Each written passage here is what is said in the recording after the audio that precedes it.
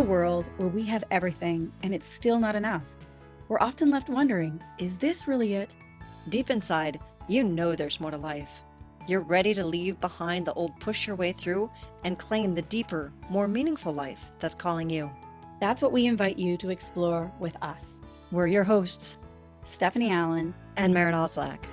And this is the Soulful Leader Podcast. Yay!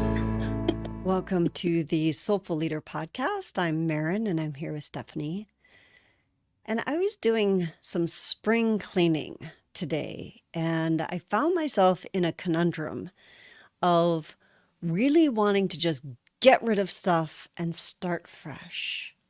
And then feeling this almost a disgust with how easy it would be for me to just toss all this crap that I haven't touched, I've collected, I've bought, I've invested money and time and effort in, and it no longer serves me. And how easy it is to just, boop, it's gone. Out of sight, out of mind. It's great. Out of Clear, sight. right? It's been out of sight. It's not been out of mind because it's always tugging. You know, when you've got that junk drawer and it's always tugging at you. Well, I have a junk garage, and our junk garage is 4-car garage full of crap. And I really kind of just wanted to pull up a dumpster and dump it all and then not worry about what was in there and just move on. And it hurt my heart. There was so that's one part of me, right? The other part of me was that I was like, there's a lot of really good stuff in there that is either just, it's gotten dirty. It's been in our garage for years. And so it seems like it's no good anymore, or somebody else could use. And I thought I'd bring that to our podcast because I think that a lot of people right now, they're in a place of just barely being able to make ends meet.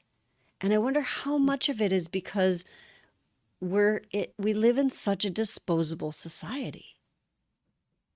Yeah. And the high cost of low price. Yeah, because it's so cheap. Yeah. Things are so inexpensive. And even though it feels like I'll just get another one. Mm-hmm. I can get rid of all of that stuff and then I'll buy new what I need. Mm-hmm. Instead of what's in there that could be donated, that could be refurbished, that could I made a conscious choice to actually go through everything in my garage rather than just dump it. And I'm actually quite amazed at how much stuff that's in there once I cleaned it, because that's all it needed to be cleaned or repaired or whatever. Once I'm like, oh, that's really helpful. That's really useful. Oh, I know somebody who could use this. It was It was a treasure trove that would end up in a landfill and me buying more stuff that's going to end up in a landfill. That destructive cycle was broken because I decided to stop and be conscious. So this is really interesting because we're talking about the outer world stuff and how much, we could just buy a bigger house, buy another garage, buy another storage unit and put our stuff in it, right? And I'm making this as a metaphor because we do this in our inner world too. That the caca-poopoo-ness, the itty-bitty shitty committee, all that stuff that we have in stuff, and we just stuff it aside. And we don't stop long enough to be still, to really look, listen, and feel to what's going on inside ourselves. We just stay distracted. We shop, we talk, we move, eat, spend, whatever, travel, whatever, as a way of escapism rather than being with what is. I mean, you're talking about I had a neighbor one time, I had a beautiful stainless steel pot that I wasn't paying attention to when I was cooking, and it burnt. And it burnt so bad. I just picked it up and threw it out my back door, because it was in the wintertime. So it was probably half on fire. And I just threw it out the back door and I just left it. And my intention was just to throw it out. But the next morning I got up and I realized that the pot was gone. It disappeared. I'm like, that's strange. Who would have stolen a burnt pot? And about 2 days later, the pot returned to my front door with a note in it, all spick and span and shiny. And the person saying, you need to learn how to pay more attention to your cooking, for one, and don't throw out a good pot. Here's how you clean it. And she Mm. had cleaned it for me and given it back. Now I threw it out because, well, okay, fine. I'll just get another. And I'm saying this because I'm also making the metaphor of the internal. It's like, how often do we just take what we think or feel and say, oh, yeah, that's me. Yeah, I'm a Mm. horrible person. I'm not good enough. And then how that internal clogging up actually makes us behave in an outer world. So, we'll go shopping more, or we'll try to make ourselves feel better by eating or doing something that distracts us. Well, I also, using that metaphor of how often do we throw something out like a relationship Mhm. or a friendship or a job or a whatever Right. because we're not willing to stop and look at what might be going on inside of us. So we just go on to the next one. Mhm. And just like the pot, like if you didn't know any better and you're still not paying attention, you're going to burn that pot too. And you're going to Right. throw I that one don't out and learn. get a new one. Right. So we find ourselves back in the same situation in Mhm. a different relationship or a different job or a different, but it's the same issue. And the antidote is, and this is what I'm finding both inner and outer, as I go through my garage, that's really the antidote is the stopping and saying, I choose to do this consciously. Yeah. And, I'm and in Carl, choice. Carl Jung would say this is your shadow work. Hmm. And the shadow isn't always the dark. It's what your gifts, your strengths, the things that you might not want to show the world that you put in a closet, you put in the darkness.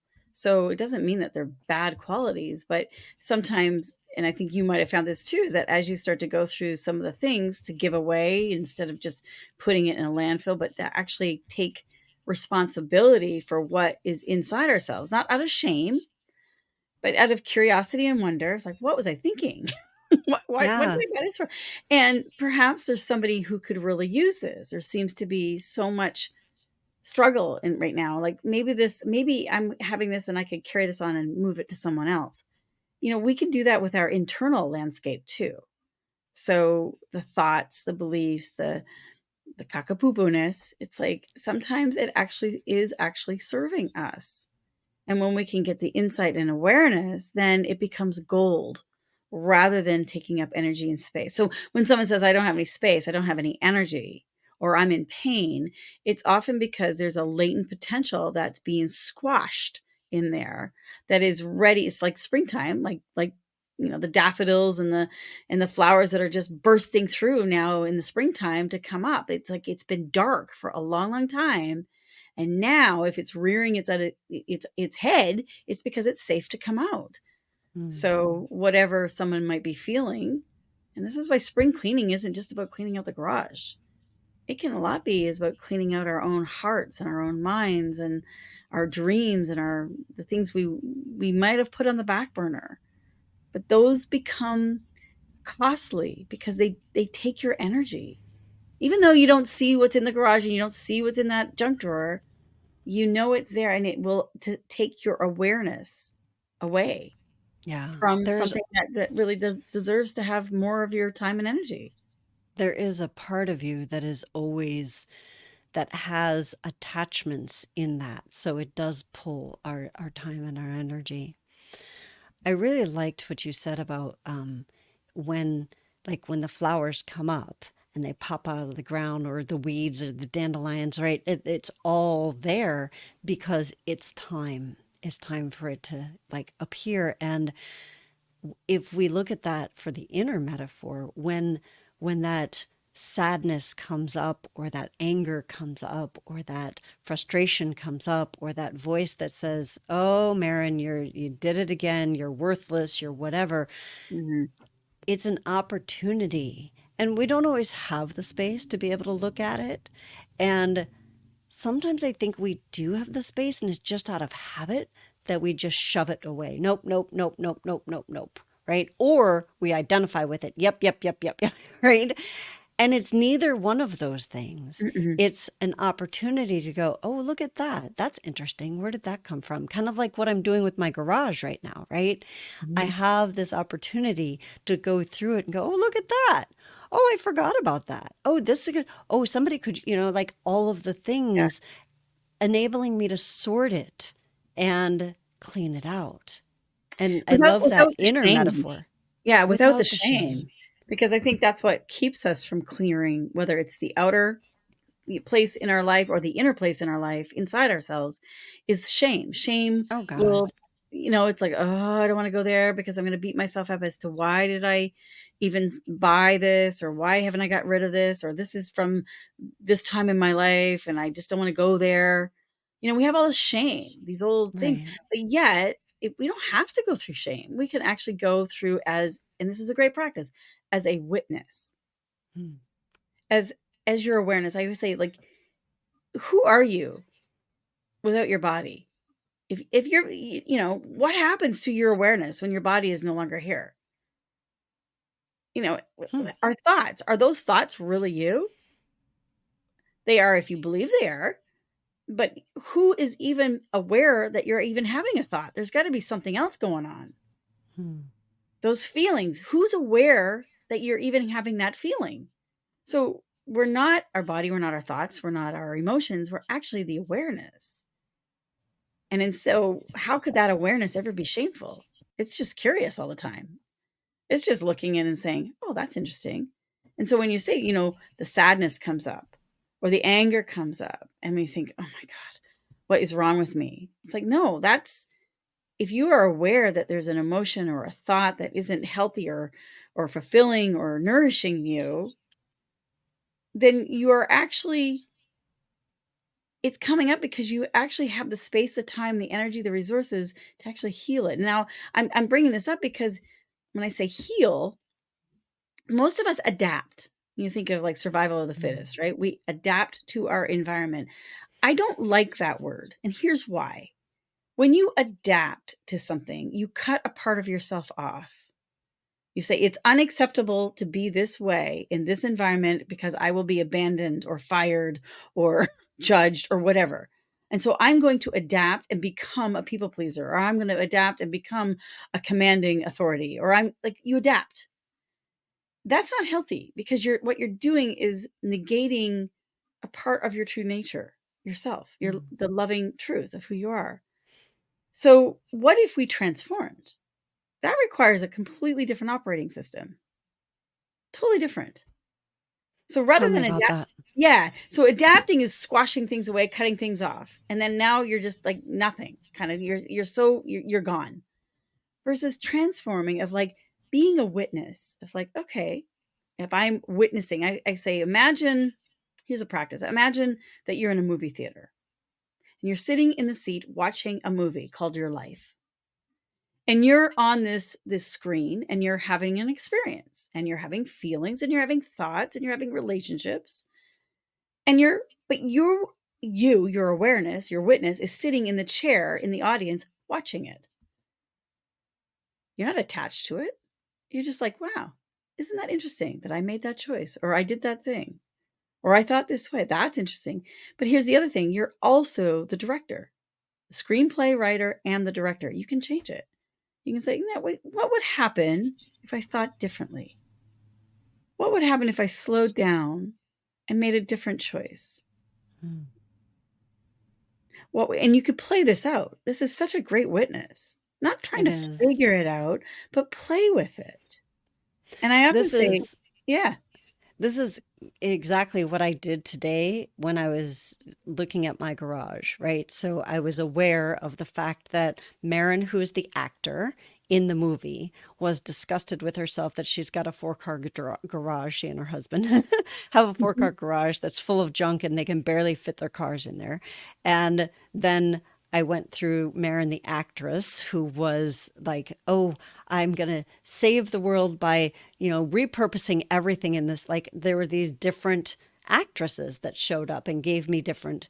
And so I was like, okay, If I stop for a second and step back and I see this as a movie going by and I could act it out as this version of Maren or I could act it out as that very version of Maren, and I chose to be the director of like, what's the highest version of this for myself, for my Mhm. family, for my community, for 7 generations forward, for 7 generations, like I chose to do it from the director's perspective. Like I really dropped Mhm. into that. So that's a like a real world example of the exercise that you're giving people of like, okay, what if you were watching yourself go by in a movie theater Right. and you got to change the movie and do Yeah. it differently? Yeah, if you don't like the score of the movie, like, you don't like the soundtrack and the way it's moving, you can change it. It doesn't have to be a drama. It could be a mystery. It could be whatever it could be a love story. It could be whatever you want it to be. It's interesting. I was coming out of yoga the other day, and there were 2, women that were talking about they were kind of, like, commenting on each other's clothes. They're like, "Oh, I really love that. Oh, where did you get that?" And one of them said she said, I've come to a time in my life where I'm no longer gonna judge myself, I'm just gonna buy it. If I want it, I'm gonna have it. And I'm like, "That's interesting." Just because you can doesn't mean you should always. I said, "What if you went deeper? What if you asked yourself why? What does it mean for you to be able to make the choice to have that Mm. item? Well, how does it make because it's just fleeting. It's like having a piece of chocolate cake or whatever, something yummy. It's like you might say, "Yeah, I really want that." Well, who really wants that? And what Mm. are they really and can you find it in a more sustainable way? And I'm not just Yeah. talking about sustainability in the way of organics in the outer world. I'm talking about internally. Can you feed your soul from a different way? Or can you purchase something? Like, this person said, "Well, I bought this raincoat. I just always wanted it." Well, how does it make you feel? Can you find that feeling internally from another Hmm. way, from a way of thinking or a way of being or a perspective or a shifting from within that you already have enough? Because there's this whole scarcity model. It's such a lie, isn't it? I will say that when you do that, so one of the Mm, things is, first of all, we're not saying don't buy the raincoat or don't have the piece of cake. right. That when you go deeper to, okay, I really am craving something sweet right now because I feel like shit about myself, or because, like, so when we can do that work, the inner version of it, when I have that piece of chocolate cake, it is so much more rewarding and fulfilling. And then guess what? I won't go back and keep looking in the refrigerator for something sweet because it You won't be wasn't empty. You won't be empty. right. You'll be satisfied with Right. It wasn't a an bite outer or world thing mhm. that I really wanted. Same thing with the raincoat. It's like when I do buy the raincoat, if I decide that that's what I really want, then it'll come from this place of like complete fulfillment instead of trying to find the next thing that's going to make life correct or right or make me feel Yeah. good because it's inside me. It's an inside job. And I'll tell you, for the longest time, I didn't know what the heck when people say it's an inside job, it's inside you, get it inside. I'm like, "Oh my god, what are you talking about?" If I had it inside, I woulda, I I I would feel so much better. I'm like, "Yes, that's the whole point, get it inside." Well, how do I do that? I don't know how to do that Mm, because our culture is outwardly focused. right. We are constantly outwardly focused. I am who I am by what is going on around me, instead of I am what I am by what I'm cleaning out inside me. Mm. Like challenging the negativity, challenging the scarcity belief system that's going on inside that you aren't enough and that you need more. And like challenge that. Is that really true? And I think, The thing that I'm hearing is like, oftentimes, like we do feel, and I still feel like this. Sometimes I feel just overwhelmed by like, oh, that's so easy to say. Yeah, yeah, yeah. I know all of this stuff. And that's head knowledge. And so the first place to start, and it seems so simple, and it seems like, yeah, yeah, yeah, and we want to dismiss it, is to just stop, and drop in. And when I say drop in, I mean like let go of the mind chatter. You know, we all hear, you know, meditate and do this. The whole purpose behind meditation is to help us to stop the mind chatter so that we can actually get to know ourselves, so that we can get to drop in. Well, not even so much stop the mind chatter, but to know that you are not your mind chatter. Yeah. That's the point of meditation. It's like, oh, well, there it is, but that's not who I am. And there it Mhm. goes. And so that you have And space to find out who you right. are. Right. So, you know, it's like to make that space, the first thing Yeah. we need to do is make space. And the way we do that is to actually stop. And even if you do it for 30 seconds, you know, like train yourself at the beginning of like 5 seconds. I can just make it stop for 5 seconds and then 10 seconds and then a minute. And then, you know, like start to build that. It really does make a difference. Well, and in doing so, when you stop and you like notice where your awareness is. Hmm. What is your awareness focused on? Lack or abundance? Inwardly, outwardly. Where is your awareness right now? What is it focused on? Like just having that question and paying attention to your awareness is a great practice. I think that that is, when you just said that, I realized that that's where, when I became the director in my movie today, and I was sitting and looking at my garage, I made a choice to come from abundance. And when I had abundance, then I had the space to actually go through everything and give it away and I say, think that's so key because we yeah. can feel so scared. It's like, well, what if I give this away and then I need it again? Or what if I Mm, don't have enough? Or what if, what if? And what if the world is actually always wanting to give to you and you have no mm, space in your garage to be given to? It's like, what if you are part of a very loving world and that world wants the best for you? mm. And no matter, the old saying is like, you can't actually lose anything. It always comes back in another form. So whether you've lost a loved one, whether you've lost, an item of material, whether you've lost your health, like you think of a cold, we go through, have a bad cold or a flu. You're not the same as you were before you had the cold or flu. Your immune system actually got an upgrade. Right. That's the transformation that you were That's talking the about. transformation. So, We right. transform. So if we weren't so busy trying to push the cold away, and that doesn't mean suffer on the suffering and the suffer and the suffer and the suffer, but it's like, okay, what if I could be with this cold or this flu and I could ask for help and receive love and attention and rest and know that I'm safe and that I am enough? Your body will heal. Half the time what gets in the way is our internal caca-poopoo-ness, the fears, the doubts, the worries, the things that we're attached to, like the all that stuff that takes up space in the garage of the mind. Yeah. And it is a practice because it doesn't just happen naturally. And it's an ever evolving process, meaning as we transform and grow instead of adapt, as we grow and transform, we're going to reach higher and higher states of being, Mm, which means it's like grade school, it's your math is ever evolving. It's going to get harder. It's not the same as it was in grade 1 when you're in grade 12. It's different. It's a higher version of it. And so are we. We become higher versions of ourselves. And so when you're challenged, when there's conflict, that's actually like we've done this before on some of our podcasts. When there's conflict, that's a good thing. That means you're on the yeah. edge of transformation. So you can either run away from it and go back to your old way and keep on attracting more and more and more and more and more until it gets so full that now it has to blow open. Or you can say, okay, I'm at an edge. I'm at an edge of transformation. Who do I need to become? What needs to happen? What do I need to clean out internally in my thoughts, my beliefs?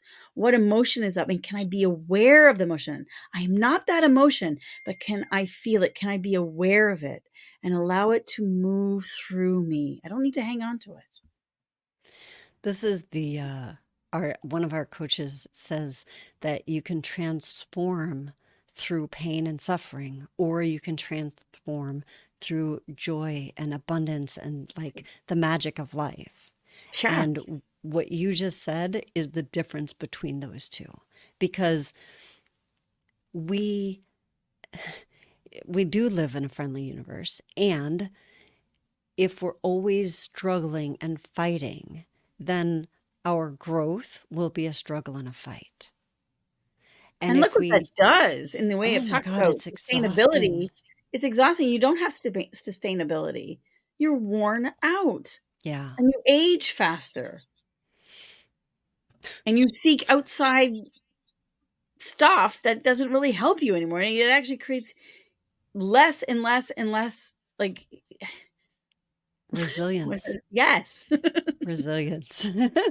And so the good news is that there's this alternative way, which does require stop, drop, and that's like stop the stuff, right? Drop in and ask some questions. We've talked about that before, about like the curiosity. Mhm. Curiosity is our best friend. Instead of blame and shame, get curious. Like, ooh, that's interesting. Why did that show up? And be still Yeah. with it. Mm. What if you didn't have to fix it? What if it was moving through you? Yeah. You are already enough, you don't have to force it. I say this when I do yin practice. You meet that resistance and you stay curious with it and you soften into it. That's your job. Soften into it. Soften, soften, soften. Mm. The tendency to run away or to fight it is so pervasive in our society. And and that's pain and suffering. Yes, you'll get transformation, but it's going to come at a great cost. Or joy and inspiration of saying, fascinating creation. I wonder what's happening. Who do I need to become? I live in a friendly universe. I say this to myself all the time. I live in a friendly universe. Something good must be coming my way. I need to be awake and aware to be present to it. And Yeah. if my awareness is focusing on the caca-poopoo-ness, I'm going to miss it. Yeah. I love that. Well, I hope that helps you guys with your own spring cleaning. And we would love to hear from you. You can find us on Facebook and LinkedIn and the Soulful Leaders. And we will be here next week. Remember, we're doing more interviews this year, so we'll look forward to some really cool interviews that are coming up. If you have somebody you'd like for us to interview that you feel is a soulful leader, let us know. You can contact us through our Facebook page or our LinkedIn page. So we will see you all next week on the Soulful Leader podcast. Thanks for joining us.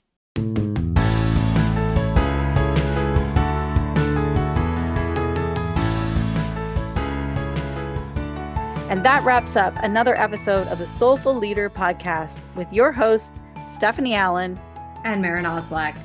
Thank you for listening. If you'd like to dive deeper, head over to our website at thesoulfulleaderpodcast.com. Until next time.